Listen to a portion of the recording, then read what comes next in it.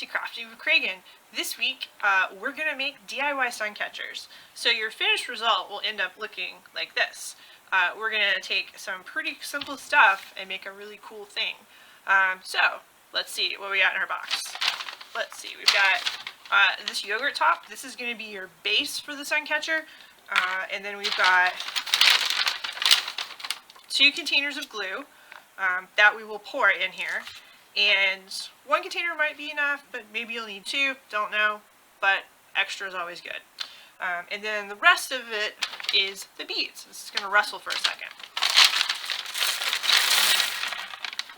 Alright, so the way this works is that you will pour the glue in, and then you will place your beads, and then if you don't think there's enough glue, you can still pour a little bit in there. You want to have it so the beads are set in the glue, and then you will just basically leave it alone for 5 days or more until it dries.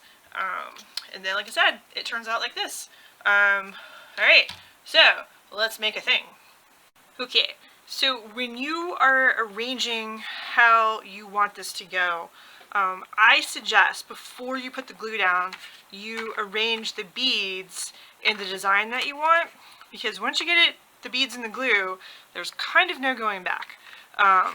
So I am probably not putting as much rhyme or reason into this as you will, because this is your work of art, and this is strictly for a demo for this, for me.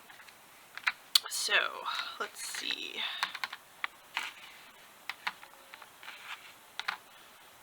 Also, I think I spaced out the beads in other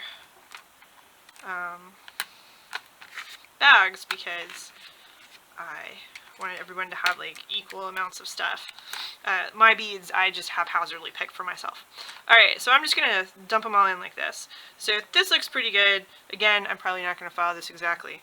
But for yourself, kind of remember or take a picture with your cell phone if you want to make sure you get the pattern how you want it to be. Alright. So, this, I think, might be one of the simplest crafts we've ever done. So, this is clear Elmer's glue, and you just pour it in the yogurt lid, and let it do its thing. You want to try and do this on an even surface, so that way, the glue doesn't go everywhere. So I'm just going to start placing my beads. Whoops. So I'm going to make a giant mess here. But that's okay. That's why I have a cardboard backing behind it. So it is okay if the glue kind of spills over a little bit. You can clean that up with a paper towel at the end. Because the main thing is you want to make sure you have enough glue in here that it really sets. Because it's going to be the act of the glue drying that's going to, oops, yep, see, I just went everywhere, but it's okay. It is a-okay. Like I said, definitely put down like some cardboard or some newspaper when you do this, because it will get a little messy. But you know, sometimes messy crafts are the most fun crafts, so that is awesome cool.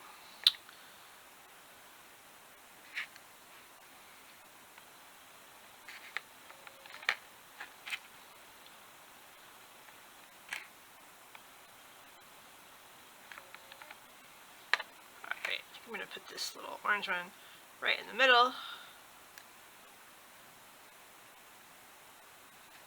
So, whoops. See, you don't want to do that. You want to make sure you place them more gently than what I just did.